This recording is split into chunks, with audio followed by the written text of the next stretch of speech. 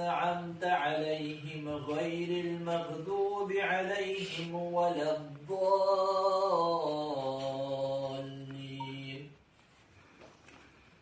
بسم الله الرحمن الرحيم.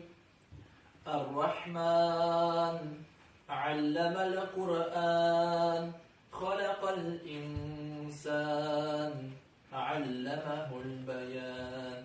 الشمس والقمر بحسبان والنجم والشجر يسجدان والسماء رفعها ووضع الميزان ألا تطغوا في الميزان وأقيموا الوزن بالقسط ولا تخسروا الميزان. والأرض وضعها للأنام فيها فاكهة والنخل ذات الأكمام والحب ذو العصف والريحان. فبأي آلاء ربكما تكذبان. صدق الله العظيم. سبحان ربك رب العزة عما يصفون وسلام على المرسلين والحمد لله رب العالمين. İlahi Emin.